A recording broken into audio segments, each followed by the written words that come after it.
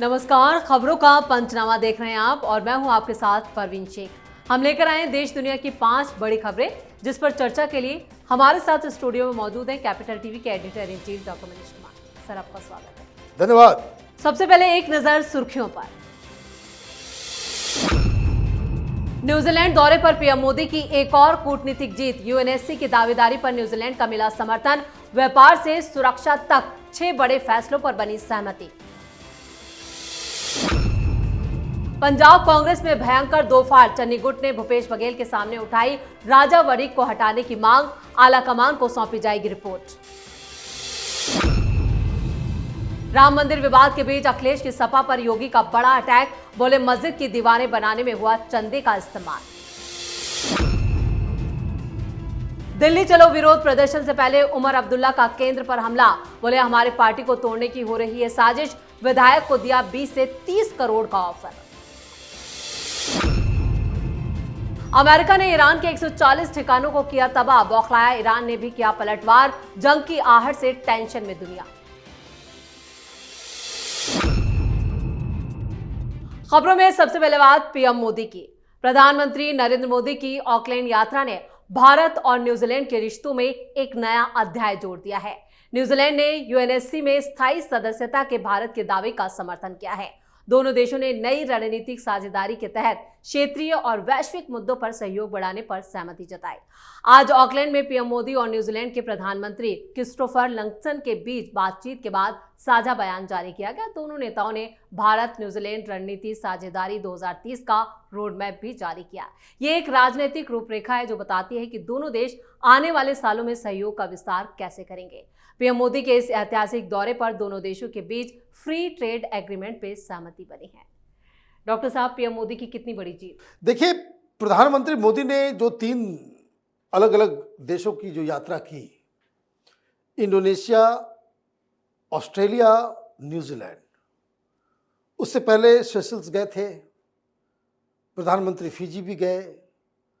इससे पहले और भी जो पूरा ये साउथ ईस्ट एशिया का जो आर्चिपेलागो है, जो वहाँ पे जो द्वीप समूह है, कई सारे देशों में आपने देखा होगा कि प्रधानमंत्री ने तो पैर छू लिया था। ये प्रधानमंत्री मोदी के विजन का एक हिस्सा है। न्यूजीलैंड के साथ क्या हुआ नहीं हुआ, सारे जो डील्स हैं वो तो दुनिया के सामने है ही। But why, question is why, क्यों ऐसा हो रहा है? भारत, ये जो महासागर विजन जो प्रधानमंत्री मोदी का है, उसके तहत दुनिया भर में और खास करके इंडो पैसिफिक, अगर आप रिसर्च को अगर ध्यान देंगे, जितने दुनिया के स्ट्रेटजिक एनालिस्ट हैं वो ये कह रहे हैं कि धीरे धीरे वो जो अट्रैक्शन, जो फोकल पॉइंट था मिडिल ईस्ट ग्लोबल पॉलिटिक्स का, उससे पहले यूरोप था, वो अब जगह शिफ्ट होकर के पहुंच रहा है। कहाँ ये पहुंच रहा है? इंडो पैसिफिक में। Japan, Philippines, Vietnam, Indonesia, Singapore, Laos, New Zealand, Australia, ये तमाम, वहां भारत एक मेजर प्लेयर बन रहा है। ये प्रधानमंत्री मोदी ने अभी तक उसके लिए जमीन तैयार कर दी है। ये मत भूलिए, न्यूजीलैंड का चीन के साथ बड़ा अच्छा रिश्ता है और वो अब ये कह रहा है कि सिक्योरिटी काउंसिल, यूएन के सिक्योरिटी काउंसिल के जो परमानेंट मेंबर्स जिसका भारत दावेदार है, उसमें न्यूजीलैंड समर्थन करेगा। पहले हम लोगों ने ध्यान नहीं दिया। 40 साल के बाद कोई प्रधानमंत्री वहां पहुंच रहा है, मतलब 40 साल हमारे बीच जो है रिश्ते उस तरह के नहीं रहे, और प्रधानमंत्री वहां जाते हैं और जिस तरह का स्वागत वहां होता है, जिस तरीके से लोग उमड़ते हैं, तो ये जो नींव रखी जा रही है, ये सारी नींव उस हिसाब से कि जब भारत 2047 में एक विकसित देश बनेगा तो हमारी क्या स्टैंडिंग होनी चाहिए, अलग अलग देशों के साथ हमारे क्या रिश्ते होने चाहिए, उसी की नींव रख रहे हैं प्रधानमंत्री मोदी। बाकी वो उसको कह सकते हैं कि उसका एक रिजल्ट है कि आप ऑस्ट्रेलिया में यूरेनियम ट्रीटी कर ले रहे हो, न्यूजीलैंड के साथ फ्री ट्रेड हो रहा है, आप जो है हथियार बेच रहे हो इंडोनेशिया को, इंडोनेशिया सबांग जो पोर्ट है वो आपको सुपुर्द कर रहा है, वहाँ पे आपका प्रेजेंस होगा, आप इंडोनेशिया को ब्रह्मोस दे रहे हो, ये सारी चीज़ें वो अलग है, लेकिन इस सब का आधार वो वही है जो प्रधानमंत्री मोदी का विजन है। जी। खबरों में अब बात पंजाब कांग्रेस में बड़ी टूट की। पंजाब कांग्रेस में वर्चस्व की लड़ाई उफान पर है। कांग्रेस के सीनियर नेता चरणजीत सिंह चन्नी ने आज अपने गुट के नेताओं के साथ कांग्रेस के प्रभारी भूपेश बघेल से मुलाकात की। इस बैठक में चन्नी ने प्रदेश अध्यक्ष अमरिंदर सिंह राजा वड़िक को पद से हटाने की मांग की। बैठक के बाद कांग्रेस सांसद सुखजिंदर सिंह रंधावा ने साफ कहा कि उन्होंने कार्यकर्ताओं और नेताओं की भावनाएं प्रभारी भूपेश बघेल के सामने रख दी हैं। पंजाब में कांग्रेस का नेतृत्व वही कर सकता है जो सरकार के सामने मजबूती से जनता की बात रखे, ना कि वो जो सरकार के साथ किसी भी तरह का समझौता कर ले। इस बीच राहुल गांधी की गैर मौजूदगी ने भी कांग्रेस की पंजाब में मुश्किलें और बढ़ा दी हैं। डॉक्टर साहब, राहुल गांधी नहीं है, लेकिन पंजाब में जिस तरह से बगावत के सुर बुलंद हो रहे हैं, तो पंजाब हाथ से निकला। देखिए, उनके रहने से भी कोई फर्क नहीं पड़ता। उन्होंने तो एक फैसला दे दिया। ऐसा तो नहीं है कि राहुल गांधी को कोई फोन करके पूछ नहीं सकता। उन्होंने फैसला दे दिया, राजा वड़िंग बनेंगे अध्यक्ष। लोगों ने विरोध किया तो किसी ने फोन किया होगा। अभी तक वापस लौटे नहीं, पता नहीं इंग्लैंड में कि फिनलैंड में या कहीं और है। ठीक है भाई, आप प्राइवेट लाइफ जो है आपको बड़ा पसंद आता है, लेकिन नेताओं के लिए कोई प्राइवेट लाइफ नहीं होता, इस बात को हमेशा ध्यान रखिए। खैर, अब आपने कह दिया कि गुड्डा गुड्डी का खेल नहीं है। भूपेश बघेल ने जो भी ये कह दिया कि भाई आला कमान का फैसला फाइनल है, वो हटेंगे नहीं। अच्छा, जब वो हटेंगे नहीं तो फिर आपने मीटिंग की। मीटिंग में आपने कहा कि भाई 4-5 लोग मिलकर के ग्रुप में आइए, 5-5 लोगों से बातचीत हो जाएगी, सबसे हम राय मशवरा कर लेंगे। चन्नी ने कहा कि भाई क्या 4-5, सब एक साथ 90 लोग वहाँ चले गए। वहाँ आपने धौंस दिखा दिया, अपनी ताकत जो है वो डेमोन्स्ट्रेट कर दिया कि देखो मेरे हिसाब से चलोगे तो ठीक, नहीं तो हम कांग्रेस पार्टी को हराने के लायक तो अपनी ताकत जरूर रखते हैं। तो एक तो चुनाव गया आपके हाथ से, फॉरगेट इट। अब सवाल ये कि चन्नी रहेंगे, चन्नी को चेहरा बनाएंगे, क्या करेंगे नहीं करेंगे। चन्नी को चेहरा बनाएंगे तो वर्डिंग के लोग जो हैं वो चन्नी को पीछे पड़ जाएंगे। अब ये मामला तो हाथ से चला गया। अब सवाल ये है कि इसको खत्म कैसे करना है। जो जानकारी आ रही है कि कांग्रेस पार्टी की तरफ से उनको जो है बीजेपी का दलाल जो है घोषित कर दिया गया है। ये कहा जा रहा है कि भाई ये जो है स्लीपर सेल है, कॉम्प्रोमाइज लीडर है, कांग्रेस को कॉम्प्रोमाइज लीडर नहीं चाहिए। तो इसका मतलब है कि भारतीय जनता पार्टी का दरवाजा खुलेगा, ये लोग उधर जाएंगे।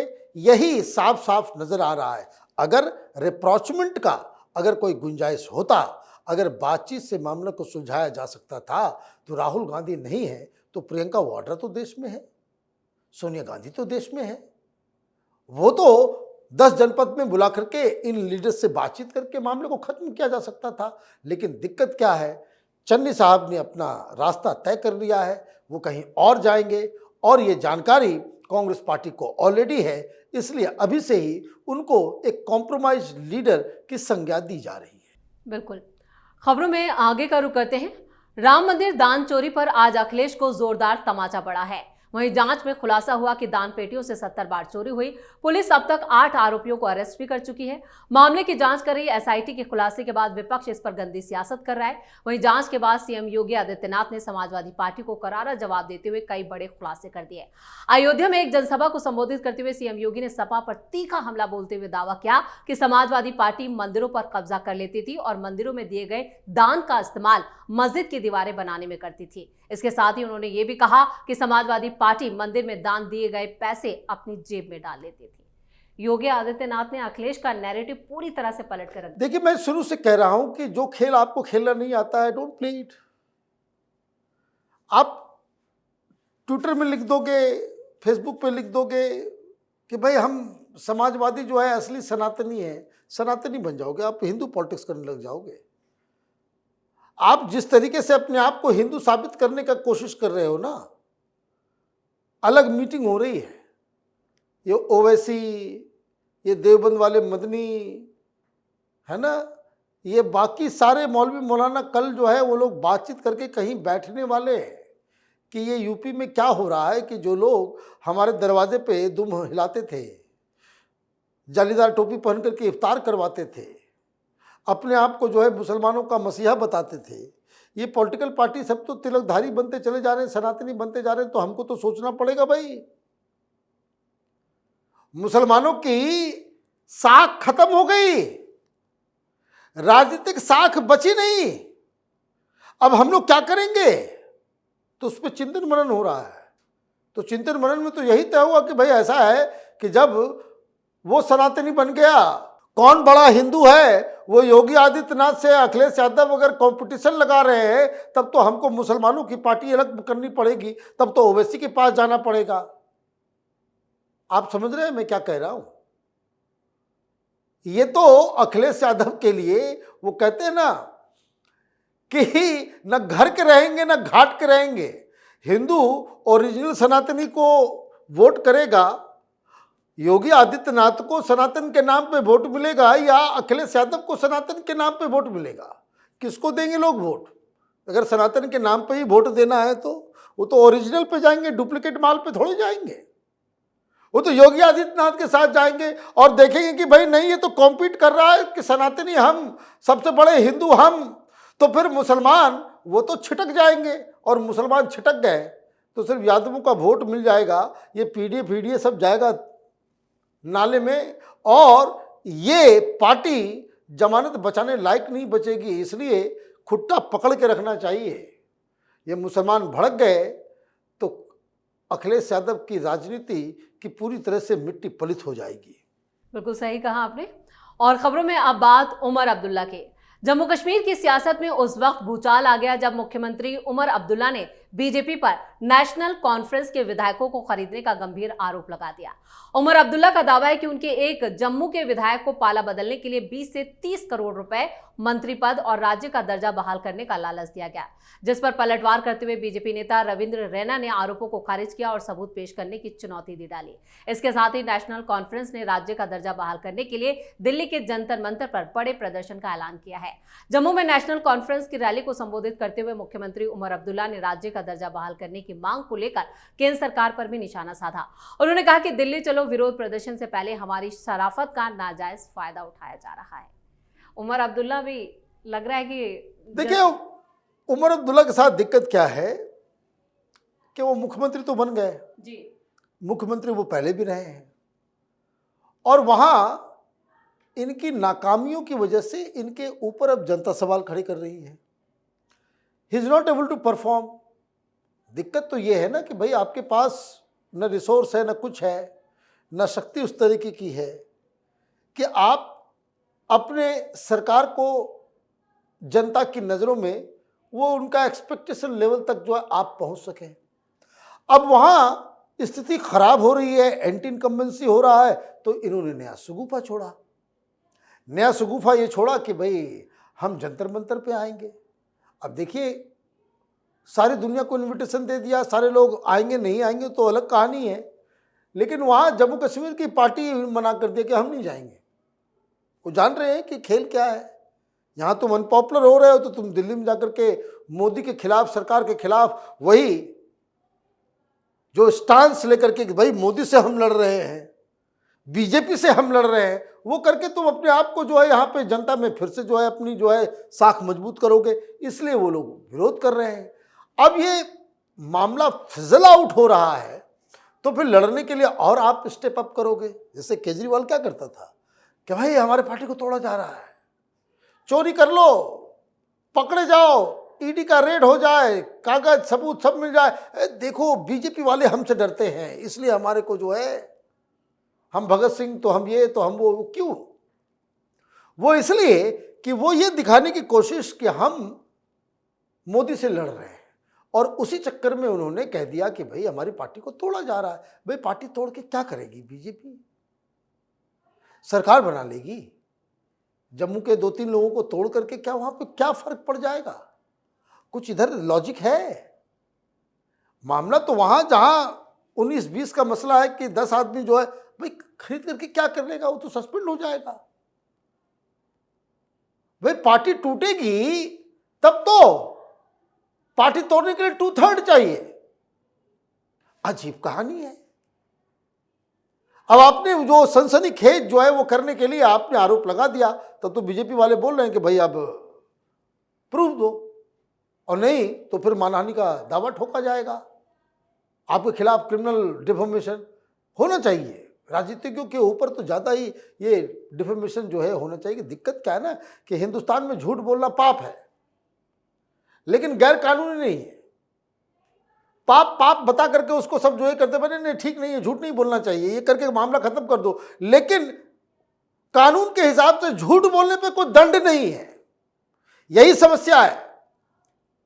नेताओं को तो कम से कम दंड करना चाहिए कि भाई अगर झूठ बोलोगे, कोई नेता है वो झूठ बोलेगा, इलेक्शन रैली में झूठ बोले, नेताओं के ऊपर गलत आरोप लगाए, ये झूठ की खेती करने वाले नेताओं के खिलाफ वो स्पेशल कानून होना चाहिए, तब जाकर के इस तरह का आरोप प्रत्यारोप की राजनीति जो है वो बंद होगी। जी, और खबरों के आखिर में बात ईरान पर अमेरिकी अटैक की। अमेरिका और ईरान के बीच तनाव लगातार बढ़ता जा रहा है। स्ट्रेट ऑफ हॉर्मुज में कारोबारी जहाज पर हुए हमले के बाद अमेरिका ने ईरान के खिलाफ बड़ी सैन्य कार्रवाई की है। अमेरिकी सेना का दावा है कि उसने एक ही दिन में ईरान के करीब 140 सैन्य ठिकानों को निशाना बनाया।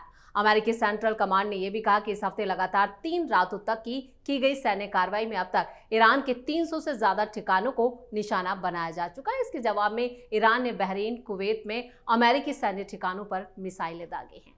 यानी एक बार फिर जंग की आहट जंग शुरू है।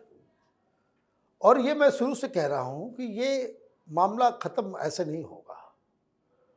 एक बार नाटो को, यूएई को, सऊदी अरब को, कतर को, ओमान को, बहरीन को, सारे लोगों को, इजराइल को, सब लोग एक बार इकट्ठा हो जाओ और एक बार जो है फाइनली ऐसा अटैक हो ईरान के ऊपर कि वो घुटने पे आ जाए, तभी इसका सलूशन निकलेगा। ये झगड़ा क्यों हुआ, ये फिर से ये शुरू क्यों हुआ? क्योंकि ईरान के अंदर सरकार कौन चला रहा है, कंट्रोल किसका है, ये किसी को पता नहीं है। आप बात कर लेते हो वहां के पॉलिटिकल लीडरशिप से और वहां की आर्मी जो है अटैक कर देती है। आप बात करके आते हो कि हॉर्मुज छोड़ देंगे और वहां रिवोल्यूशनरी गार्ड जो है वो कहता है कि हॉर्मुज नहीं छोड़ेंगे। कल ओमान के अंदर अरागाची जो है वहां बैठा हुआ था, डील कर रहा था, बातचीत, और आज आपने अटैक कर दिया। मतलब ये तो जोकर है। फिर ये विदेश मंत्री, जो लोग निगोशिएट कर रहे हैं, दे आर जोकर्स, इडियट्स है ये लोग। खामखा जो है आप चले जाते हो, कुछ बोल करके आ जाते हो, वहां कुछ होता नहीं है। अच्छा होता अरागाची जहां बैठा हुआ था वहीं पे मार दिया होता ईरान वाले ने, ताकि दुनिया को एक बार कंफ्यूजन खत्म हो गया होता। तमाशा बना रखा है, इसका कोई हल नहीं है। ईरान को नेस्तो नाबूद करना पड़ेगा, तब जाकर के ये मामला जो है ठंडा होगा।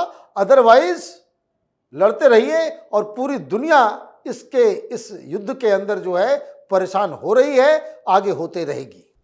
डॉक्टर साहब, इस तमाम जानकारी के लिए और सटीक विश्लेषण के लिए आपका बहुत बहुत धन्यवाद। तो खबरों का पंचनामा में आज के लिए फिलहाल इतना ही। देश विदेश की बाकी खबरों और उनके सटीक एनालिसिस के लिए देखते रहिए कैपिटल टीवी। हमें लाइक कीजिए, शेयर कीजिए और कैपिटल टीवी को सब्सक्राइब जरूर कीजिए। नमस्कार।